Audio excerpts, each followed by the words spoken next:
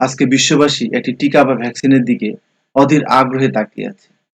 এই টিকা বা ভ্যাকসিনের জন্য তো হাহাকার কেন? এই টিকা বা ভ্যাকসিন কাজ করেই বা কিভাবে? টিকা বা ভ্যাকসিন আমরা ছোটবেলাতেই গ্রহণ করে থাকি কেন? টিকা বা ভ্যাকসিন একবার গ্রহণ করলেই কি চলে, না পরবর্তীতে আবারও গ্রহণ করতে হয়? টিকা বা ভ্যাকসিন রোগাক্রান্ত হওয়ার পূর্বেই নিতে হয় কেন? আবার কুকুরে কামড়ালে বা জলাতঙ্কের ক্ষেত্রে সংক্রমণের পরেও টিকা গ্রহণ করলে তা কার্যকরী হয় কেন? ইত্যাদি নানা প্রশ্ন আমাদের মনে জাগে। এসব প্রশ্ন এবং উত্তর নিয়েই আজকের এই অনলাইন ভিত্তিক শ্রেণী কার্যক্রম। প্রিয় শিক্ষার্থীরা, আমরা উচ্চ মাধ্যমিক জীববিজ্ঞান দ্বিতীয় পত্রের দশম অধ্যায় অনাক্রম্য তন্ত্র নিয়ে আলোচনা শুরু করেছিলাম। অধ্যায় ভিত্তিক আলোচনার ষষ্ঠ পর্বে তোমাদের স্বাগত জানাচ্ছি। আমি ডালিম কুমার রায়, প্রভাষক প্রাণীবিদ্যা বিভাগ, ফুলবাড়ী সরকারি কলেজ, দিনাজপুর। আজকের আলোচনা শেষে তোমরা টিকা বা ভ্যাকসিনেশন কি বলতে পারবে, প্রতিরক্ষা ব্যবস্থায় ভ্যাকসিনেশনের গুরুত্ব ব্যাখ্যা করতে পারবে, প্রতিরক্ষা ব্যবস্থায় স্মৃতিকোষের ভূমিকা ব্যাখ্যা করতে পারবে। ভ্যাকসিন বা টিকাকে খুব সহজ ভাষায় সংজ্ঞায়িত করলে বলতে পারি যে টিকা বা ভ্যাকসিন হলো প্রাণীদেহে রোগ সৃষ্টিকারী অণুজীবের নিষ্ক্রিয় পরিশ্রুত সাসপেনশন। আর এই টিকা কোনো রোগ সৃষ্টিকারী জীবাণু, জীবাণু নির্যাস, জীবাণু সৃষ্ট পদার্থ বা টক্সিন বা সংশ্লেষিত বিকল্প পদার্থ বা রিকম্বিনেন্ট ডিএনএ প্রযুক্তির মাধ্যমে প্রাপ্ত বস্তু বা উপাদান থেকে এই টিকা বা ভ্যাকসিন উৎপন্ন করা হয়ে থাকে। আমাদের দেহের প্রতিরক্ষা ব্যবস্থা এই টিকা বা ভ্যাকসিনকে অ্যান্টিজেন হিসেবে বিবেচনা করে আমাদের দেহস্থ প্রতিরক্ষা ব্যবস্থা অ্যান্টিবডি তৈরি করে থাকে। আর টিকা বা ভ্যাকসিন প্রয়োগের মাধ্যমে শরীরে একটি নির্দিষ্ট অণুজীব বা প্যাথোজেনের সংক্রমণ প্রতিরোধের উপায়কে ভ্যাকসিনেশন বা টিকা দেওয়া বলা হয়। এই টিকা প্রদানের ফলে শরীরে একটি নির্দিষ্ট অণুজীব বা প্যাথোজেনের বিরুদ্ধে অ্যান্টিবডি তৈরি হয়ে থাকে। প্রিয় শিক্ষার্থীরা, আমরা এখন টিকা বা ভ্যাকসিন আবিষ্কারের ইতিহাসটি জানব। 10,000 বছর পূর্বে উত্তর পূর্ব আফ্রিকায় এক ভয়াবহ ভাইরাসের আবির্ভাব হয়েছিল। ভাইরাসটি বাতাসের মাধ্যমে ছড়াচ্ছিল, যা মানবদেহের ত্বকীয় কোষ বা স্কিন সেল, অস্থিমজ্জা বা বোন ম্যারো, স্প্লিন বা প্লীহা এবং লিম্ফ নোড বা লসিকা গ্রন্থিকে আক্রমণ করে। দুর্ভাগ্যবশত যারা আক্রান্ত হতো তাদের শরীরে জ্বর, বমি ও র্যাশ বা লাল গুটি গুটি দাগ দেখা যেত। সংক্রমণের দ্বিতীয় সপ্তাহে আক্রান্তদের 30% মারা যেত। আর যারা সুস্থ হতো তারা শরীরে ক্ষত দাগের চিহ্ন নিয়ে বাঁচত। আবির্ভাব হলো স্মল পক্স ভাইরাসের। 1350 খ্রিস্টপূর্বে প্রথমবার মিশরে ও ইথিওপিয়ায় মহামারী হিসেবে দেখা দেয়। মিশরের কারাবন্দীরা এই ভাইরাস বহন করার কারণে মিশরের রাজা আক্রান্ত হয়ে মারা যায়, অতঃপর সভ্যতার বিনাশ হয়। মিশরীয় ব্যবসায়ীদের মাধ্যমে ভাইরাসটি বিশ্বব্যাপী সাংঘাতিকভাবে ছড়িয়ে পড়ে। হিসেব মতে তখন থেকে এ যাবৎ পর্যন্ত প্রায় 300 থেকে 500 মিলিয়ন মানুষ স্মল পক্স ভাইরাসে আক্রান্ত হয়ে মারা গেছে। এই ভাইরাসটি প্রতিকার ও প্রতিরোধে কি ব্যবস্থা নেওয়া যায় তার ভাবনার শেষ নেই।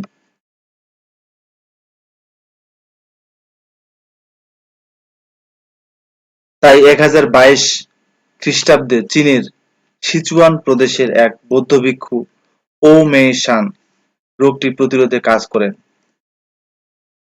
তিনি রোগীর দেহের ক্ষত থেকে উপাদান সংগ্রহ করে তা গুঁড়ো করেন।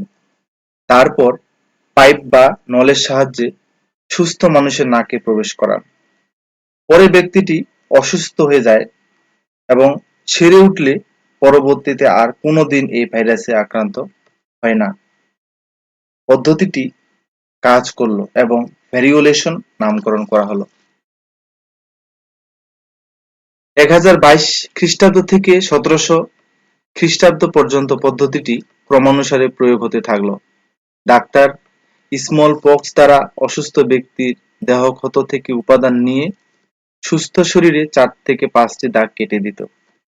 যাদের শরীরে দেওয়া হতো তারা আর পরবর্তীতে আক্রান্ত হতো না এবং ভালোই কাজ করছিল। কিন্তু এভাবে স্মল পক্স ভাইরাসের প্রভাবে যারা পড়তো তাদের 3% জনগোষ্ঠী মারা যেতে থাকলো। এরপর ইংলিশ ফিজিশিয়ান এডওয়ার্ড জেনার এক গোয়ালিনীর অভিজ্ঞতায় মজার তথ্য পেলেন, যার আশীর্বাদে আমরা আধুনিক সমাধান ভ্যাকসিন বা টিকা পেয়েছি।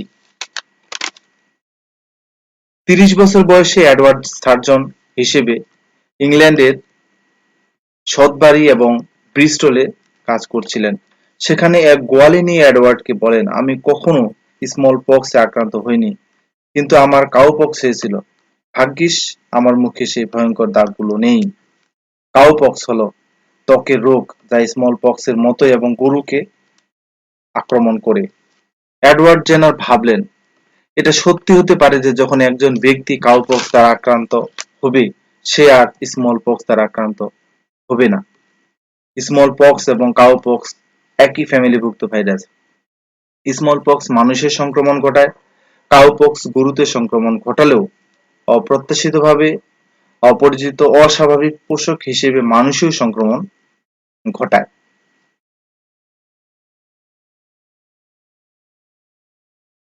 যা অনেক কম ক্ষতিকর বা লেস ভাইরুলেন্ট। জেনার ভাবলেন, কেননা কাউপক্সকে স্মল পক্স প্রতিরোধের জন্য মানুষের শরীরে ব্যবহার করা যাক। 1796 সালের মে মাসে সারা নেমস নামে এক তরুণী গোয়ালিনীকে বেছে নেন, যার শরীরে কাউপক্সের ক্ষত আছে, এবং গোয়ালিনী ব্লোজম নামে এক গরু থেকে সে আক্রান্ত হয়। জেনার গোয়ালিনী দেহের ক্ষত থেকে উপাদান নিয়ে তার বাগানের মালির বালক ছেলে জেমস ফিপসের শরীরে সংক্রমিত করান এবং কয়েকদিন জ্বর সহ সামান্য অসুস্থতায় ভোগার পর জেমস ফিপস সুস্থ হয়। 2 মাস পর জেনার বালক জেমস ফিপসের শরীরে এবার ফ্রেশ স্মল পক্স রোগীর ক্ষত উপাদান সংক্রমিত করেন। বালকের দেহে কোনো স্মল পক্স রোগ দেখা দিল না। জেনার সিদ্ধান্ত নিলেন যে বালকটি পুরোপুরি সুরক্ষিত। পরে জেনার কাউপক্স ভাইরাসের উপাদান আরও অনেকের শরীরে দাগ কেটে লাগান এবং পরে স্মল পক্স ভাইরাস দাগ কেটে লাগান। দেখেন যে তারা সবাই স্মল পক্স থেকে সুরক্ষিত। এই পদ্ধতিতেই জেনার স্মল পক্স ভ্যাকসিন উদ্ভাবন করেন। ভ্যারিওলেশন পদ্ধতিতে, যেখানে ভয়াবহ স্মল পক্স ভাইরাসকে সরাসরি ব্যবহার করা হচ্ছে যা ঝুঁকিপূর্ণ, সেখানে ভ্যাকসিনেশন পদ্ধতিতে অনেক কম ঝুঁকিপূর্ণ কাউপক্স ভাইরাসকে ব্যবহার করা হচ্ছে। দীর্ঘদিন ধরে প্রচলিত ভ্যারিওলেশন এবং নব্য উদ্ভাবিত ভ্যাকসিনেশন নিয়ে চিকিৎসা জগতে বিতর্ক শুরু হয়। ধীরে ধীরে ভ্যাকসিনেশন গৃহীত হলো এবং 1840 সালে ইংল্যান্ডে ভ্যারিওলেশন নিষিদ্ধ হলো।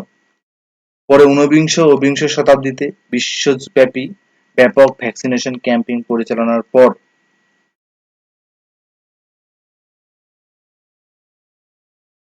1979 সালে বিশ্ব স্বাস্থ্য সংস্থা স্মল পক্স মুক্ত বিশ্ব ঘোষণা করে। এডওয়ার্ড জেনার ইমিউনোলজি বা অনাক্রম্যতার জনক হিসেবে চিরস্মরণীয় হয়ে থাকবেন। ঠিক তেমনি এই ভ্যাকসিন আবিষ্কারের পটভূমিতে সারা নেমস, ব্লুজম এবং জেমস ফিপসের কৃতিত্ব অনস্বীকার্য। শিক্ষার্থীরা, আমরা এতক্ষণ টিকা বা ভ্যাকসিনের ইতিহাস সম্পর্কে জানলাম। এবারে একটি আদর্শ টিকার বৈশিষ্ট্য জানব। একটি টিকা সুনির্দিষ্ট জীবাণু থেকে দেহকে সুরক্ষা দেবে, কারণ টিকার মাধ্যমে যে রোগের জীবাণু প্রবেশ করা হয়েছিল শুধু সেই রোগের জীবাণুর বিরুদ্ধে শরীরে অ্যান্টিবডি তৈরি হয়। ঠিক আছে, তো সেক্ষেত্রে সুনির্দিষ্ট জীবাণু থেকে দেহকে সুরক্ষা দেবে। টিকা সারা জীবনের জন্য দেহের সুরক্ষা নিশ্চিত করবে, কারণ শরীরে অ্যান্টিবডি এবং সে সাথে স্মৃতিকোষ তৈরি হয়ে থাকে। টিকা রোগের সংক্রমণ রোধ করবে। টিকা খুব দ্রুত অনাক্রম্যতার সূচনা ঘটাবে, অর্থাৎ টিকা প্রয়োগের প্রায় 2 সপ্তাহের মাথায় সর্বোচ্চ পরিমাণের অ্যান্টিবডি তৈরি হয় এবং তার পরবর্তীতে কয়েক সপ্তাহ ব্যাপী অ্যান্টিবডি তৈরি হতে থাকে। অর্থাৎ খুব দ্রুত অনাক্রম্যতার সূচনা ঘটায়। মায়ের অনাক্রম্যতাকে সন্তানে পরিবাহিত করে। আমাদের দেশে কিশোরী মেয়েদের 5টি টিটি টিকা দেওয়া হয়। এই টিকার ফলে সেই কিশোরীর শরীরে অ্যান্টিবডি তৈরি হয়, অর্থাৎ টিটেনাসের বিরুদ্ধে অ্যান্টিবডি তৈরি হয়। পরবর্তীতে ওই কিশোরী যখন গর্ভধারণ করবে, তখন তার শরীরে টিটেনাসের বিরুদ্ধে যে অ্যান্টিবডি তৈরি হয়ে আছে সেটি তার সন্তানের শরীরে প্রবেশ করবে। ঠিক আছে, তো এভাবে মায়ের অনাক্রম্যতাকে সন্তানে পরিবাহিত করে। আর টিকা অবশ্যই সস্তা, সহজলভ্য এবং নিরাপদ হতে হবে। টিকায় ব্যবহৃত জীবাণুর ধরনের উপর ভিত্তি করে টিকার কয়েকটি প্রকারভেদ আছে। আমরা দেখি যে নিষ্ক্রিয় বা মৃত টিকা, অর্থাৎ এক্ষেত্রে মৃত জীবাণু দিয়ে এই টিকা বা ভ্যাকসিন তৈরি করা হয়ে থাকে। যেমন influenza, cholera, polio, hepatitis A, rabies প্রভৃতির ভ্যাকসিন এই নিষ্ক্রিয় বা মৃত টিকা ধরনের।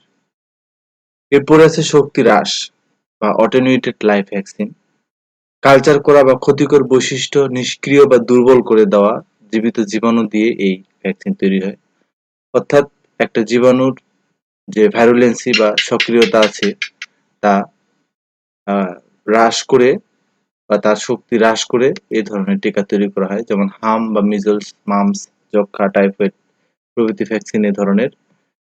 এরপরে আছে টক্সয়েড বা বিষভিত্তিক, অর্থাৎ জীবাণু নিষ্ক্রিয় বিষাক্ত পদার্থ থেকে উৎপন্ন হয়।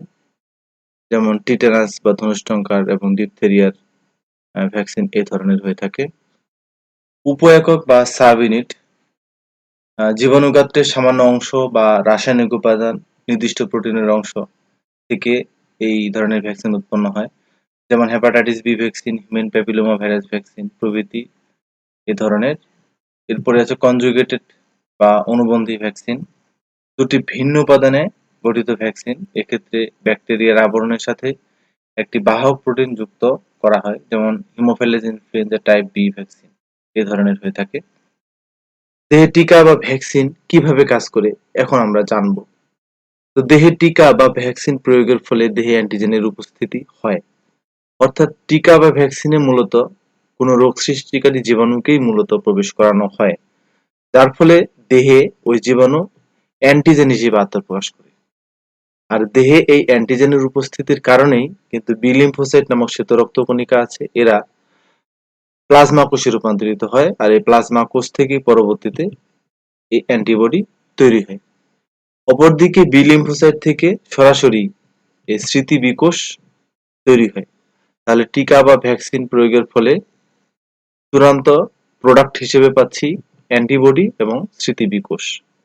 তাহলে ভ্যাকসিনের কার্যক্রমকে দুটি প্রধান শিরোনামে ভাগ করা যেতে পারে। একটি হচ্ছে যে জীবাণুর বিরুদ্ধে সুনির্দিষ্ট প্রতিরক্ষা সারা ও অ্যান্টিবডি উৎপাদন, এবং অন্যটি হচ্ছে অনুপ্রবেশকারী জীবাণুর কথা মনে রাখা বা স্মৃতিকোষ তৈরি করা। দেহের প্রতিরক্ষায় স্মৃতিকোষের ভূমিকা এখন আলোচনা করব। তো দেহে অণুজীব বা প্যাথোজেনের প্রবেশের ফলে আমাদের দেহের যে তৃতীয় প্রতিরক্ষা স্তর আছে তার মধ্যে বি লিম্ফোসাইট এবং টি লিম্ফোসাইট হচ্ছে দুটি গুরুত্বপূর্ণ উপাদান। এরা উভয় শ্বেত রক্তকণিকা। তো দেহে অণুজীব বা প্যাথোজেনের প্রবেশ এটি প্রাকৃতিকভাবে হতে পারে অথবা ভ্যাকসিন প্রয়োগের মাধ্যমেও হতে পারে। তো এই প্রথমবার সংক্রমণে এই বি লিম্ফোসাইট নামক শ্বেত রক্তকণিকা এরা অসংখ্য সংখ্যায় বৃদ্ধিপ্রাপ্ত হয়, যার ফলে অসংখ্য প্লাজমা কোষ তৈরি হয়। আর এই প্লাজমা কোষ থেকে অ্যান্টিবডি তৈরি হয়। আর এই অ্যান্টিবডি পরবর্তীতে দেহে যে অণুজীব বা প্যাথোজেন প্রবেশ করছে তার বিরুদ্ধে ক্রিয়াশীল হয়, এবং এই অ্যান্টিবডি স্থূপীকরণ বা অ্যাগ্লুটিনেশন, অধঃক্ষেপণ বা প্রিসিপিটেশন, প্রশমন বা নিউট্রালাইজেশন, তারপর বিশ্লিষ্টকরণ বা লাইসিস, অপসোনাইজেশন প্রভৃতি পদ্ধতির মাধ্যমে দেহে প্রবিষ্ট অণুজীব বা প্যাথোজেনের বিরুদ্ধে ক্রিয়াশীল হয় এবং নিষ্ক্রিয় করে। অন্যদিকে যে স্মৃতি বিকোষ তৈরি হলো, এটি পরবর্তীতে যখন দ্বিতীয়বার ওই জীবাণুর সংক্রমণ ঘটবে সেক্ষেত্রে এই স্মৃতি বিকোষ পূর্বের থেকে আরো দ্রুত গতিতে এবং খুবই অল্প সময়ে অসংখ্য প্লাজমা কোষ তৈরি করবে, এবং এই প্লাজমা কোষ পরবর্তীতে অসংখ্য অ্যান্টিবডি তৈরি হবে এবং এই স্মৃতি বিকোষ থেকে আরো কিছু স্মৃতি বিকোষ তৈরি হয়ে থাকবে। অর্থাৎ এখানে উল্লেখ্য যে দ্বিতীয়বার সংক্রমণে প্রথমবার সংক্রমণের যে পরিমাণ সময় লেগেছিল এবং যে পরিমাণ অ্যান্টিবডি তৈরি হয় তার থেকে দ্বিতীয় সংক্রমণে খুব অল্প সময়ে এবং দ্রুত গতিতে বিপুল পরিমাণে অ্যান্টিবডি তৈরি হয়, যার ফলে প্রথমবার হয়তো সংক্রমণে হয়তো সে 7 দিন যদি অসুস্থ থাকে, তাহলে দ্বিতীয়বার সংক্রমণে সে 2 থেকে 3 দিন অসুস্থ থাকতে পারে। এমনও হতে পারে যে অসুস্থ নাও হতে পারে। ঠিক আছে। অন্যদিকে টি লিম্ফোসাইট নামক শ্বেত রক্তকণিকা এরাও প্রথমবার সংক্রমণে স্মৃতি সাইটোটক্সিক টি কোষ এবং কার্যকর সাইটোটক্সিক টি কোষ তৈরি করে। এই কার্যকর সাইটোটক্সিক টি কোষ সরাসরি প্যাথোজেনকে ধ্বংস করে। আর এই স্মৃতি সাইটোটক্সিক টি কোষ স্মৃতি হিসেবে থেকে যায়, কিন্তু পরবর্তীতে দ্বিতীয়বার সংক্রমণ ঘটলে এই স্মৃতি সাইটোটক্সিক টি কোষ কার্যকর সাইটোটক্সিক টি কোষ তৈরি হয়ে যা সরাসরি প্যাথোজেনকে ধ্বংস করে। ঠিক আছে। আর স্মৃতি সাইটোটক্সিক টি কোষ এটা স্মৃতি হিসেবে থেকে যায়। তো ঠিক এক্ষেত্রে তাই যে দ্বিতীয়বার সংক্রমণ ঘটলে প্রথমবার সংক্রমণে যে পরিমাণ অ্যাকশন নিতে যে পরিমাণ সময় লেগেছিল বা এসব উপাদান তৈরিতে যে পরিমাণ সময় লেগেছিল, দ্বিতীয়বার সংক্রমণের ক্ষেত্রে আরো দ্রুত গতিতে এবং বিপুল পরিমাণে এই সকল উপাদান তৈরি হয়। তাহলে আমরা দেখছি যে এই বি লিম্ফোসাইট এরা অ্যান্টিবডি বা স্মৃতিকোষ তৈরির মাধ্যমে কাজ করে, অর্থাৎ এটাকে আমরা অ্যান্টিবডি নির্ভর বা রস নির্ভর ইমিউনিটি বা অনাক্রমতা বলে থাকি। অন্যদিকে এই সাইটের অংশটি এটাকে আমরা কোষ নিয়ন্ত্রিত অনাক্রমতা বলে থাকি। দেহের প্রতিরক্ষায় ভ্যাকসিনের গুরুত্ব বা প্রয়োজনীয়তা এখন আলোচনা করব। তো ভ্যাকসিন সুষ্ঠুভাবে কাজ করে, অর্থাৎ ভ্যাকসিনের প্রয়োগের ফলে শরীরে অনাক্রম্যতা সৃষ্টির হার 99% বেশি হয়ে থাকে। আর পার্শ্ব প্রতিক্রিয়া খুবই সামান্য, অর্থাৎ কিছু কিছু ক্ষেত্রে জ্বর বা সামান্য শরীর ব্যথা ছাড়া তেমন কোনো জটিল উপসর্গ দেখা দেয় না। পৃথিবীতে প্রতি বছর 3 মিলিয়ন জীবন রক্ষা হচ্ছে এই ভ্যাকসিন প্রয়োগের ফলে। রোগের কষ্ট ও স্থায়ী বিকলাঙ্গ হওয়া থেকে আরো কয়েক মিলিয়ন রক্ষা পাচ্ছে। আর ভ্যাকসিনে প্রতিরোধযোগ্য হাম, হুপিং কাশি, পোলিও, টাইফয়েড প্রভৃতির যে সম্ভাব্য জটিলতা সৃষ্টি করে তা থেকে মুক্ত থাকা যায়। অর্থাৎ হাম হলে শরীরে কিছু অবাঞ্ছিত দাগ সৃষ্টি হয়, তারপর এদিকে পোলিও ফলে বিকলাঙ্গ শারীরিক বিকলাঙ্গতা দেখা দেয়, আবার টাইফয়েড হলে অঙ্গহানি হয়ে থাকে। তো ভ্যাকসিন গ্রহণের মাধ্যমে এই সকল রোগের যে সম্ভাব্য জটিলতা তা থেকে মুক্ত থাকা যায়, কিন্তু ভ্যাকসিন না গ্রহণ করলে এই সকল রোগ দ্বারা সহজে আক্রান্ত হয়ে শারীরিক বিকলাঙ্গতা বা শরীরে কিছু অবাঞ্ছিত দাগ বা জটিলতা নিয়ে বেঁচে থাকতে হবে। তো এই ক্ষেত্রে ভ্যাকসিন গ্রহণ করাই উত্তম। আর শিশু যদি ভ্যাকসিন না নিয়ে থাকে তাহলে রোগ ব্যাধি অন্যান্য শিশুতে ছড়াতে পারে, বিশেষ করে সংক্রামক ব্যাধিসমূহ শিশুদের মধ্যে ব্যাপকভাবে ছড়াতে পারে। আর শিশুকে ভ্যাকসিন না দিলে রোগ ব্যাধি প্রচন্ড শক্তি নিয়ে আবারও সমাজে ফিরে আসতে পারে। দুশ্চিন্তায় বা অনিশ্চয়তায় জীবনযাপনের চেয়ে ভ্যাকসিন গ্রহণ করে ভাবনাহীন, সুখী ও নিশ্চিত থাকাই সর্বোত্তম পন্থা। ভ্যাকসিন কি সর্বদা সারা জীবনব্যাপী সুরক্ষা দেয়? অধিকাংশ ভ্যাকসিন একবার গ্রহণেই সারা জীবন সুরক্ষা দেয়, তবে কিছু ক্ষেত্রে কয়েক ধাপে নিতে হয় বা বুস্টার ডোজ গ্রহণের প্রয়োজন হয়। ভ্যাকসিন সর্বদা রোগ সংক্রমণের পূর্বে দেওয়া হয় কেন? রোগাক্রান্ত হওয়ার পর টিকাদানে কোনো কার্যকারিতা নেই, বরং রোগ থেকে সুস্থ হলে শরীরে ওই রোগের জীবাণুর বিরুদ্ধে স্বাভাবিকভাবে অ্যান্টিবডি তৈরি হয়, যা পরবর্তী সংক্রমণ থেকে সুরক্ষা দেয়। অধিকাংশ ক্ষেত্রে আজীবন সুরক্ষা দেয়। আবার কোনো ব্যক্তি জীবাণু সংক্রমণের পর টিকা গ্রহণ করলে শরীরে অ্যান্টিবডি তৈরি হতে প্রায় 2 সপ্তাহ বা তারও বেশি সময় লাগে। কিন্তু জীবাণুর সুপ্তাবস্থাকাল, অর্থাৎ দেহে জীবাণু প্রবেশের পর রোগের লক্ষণ প্রকাশ পাওয়া পর্যন্ত, এই সময়টা অনেক কম সময় হওয়ায় অ্যান্টিবডি তৈরির পূর্বেই রোগের লক্ষণ দেখা দেয়। তাই ভ্যাকসিন কার্যকর হবে না। কুকুর কামড়ানোর পর জলাতঙ্কের ভ্যাকসিন দেওয়া হয় কেন? ভ্যাকসিন প্রয়োগে অ্যান্টিবডি তৈরি 14তম দিনে সর্বোচ্চ হয়ে থাকে, তবে পরবর্তী কয়েক সপ্তাহ ব্যাপী অ্যান্টিবডি তৈরি হতে থাকে। অন্যদিকে র্যাবিস ভাইরাসের সুপ্তাবস্থাকাল 4 থেকে 12 সপ্তাহ হয়ে থাকে। তাই কুকুরে কামড়ানোর সাথে সাথে ভ্যাকসিন দিলে রোগের লক্ষণ প্রকাশের পূর্বেই বা সুপ্তাবস্থা শেষ হওয়ার পূর্বেই প্রচুর অ্যান্টিবডি তৈরি হবে এবং ভাইরাসকে ধ্বংস করবে। বুস্টার ডোজ কি এবং বুস্টার ডোজ কেন দেওয়া হয়? দেহে অধিক মাত্রায় অ্যান্টিবডি সৃষ্টি এবং অনাক্রম্যতা বজায় রাখার জন্য প্রাথমিক ভ্যাকসিন দেওয়ার নির্দিষ্ট সময়ের ব্যবধানে যে ভ্যাকসিন প্রয়োগ করা হয় তাকে বুস্টার ডোজ বলে। সংযুক্ত টিকা বা যৌথ টিকা কি?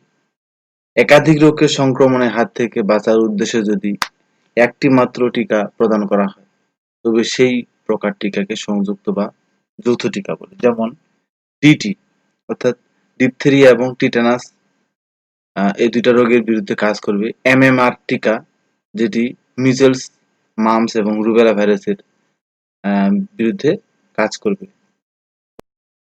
শিক্ষার্থীরা, আজকে এই পর্যন্তই। দেখা হবে আগামী ক্লাসে। আর এতক্ষণ সাথে থাকার জন্য তোমাদের সবাইকে ধন্যবাদ।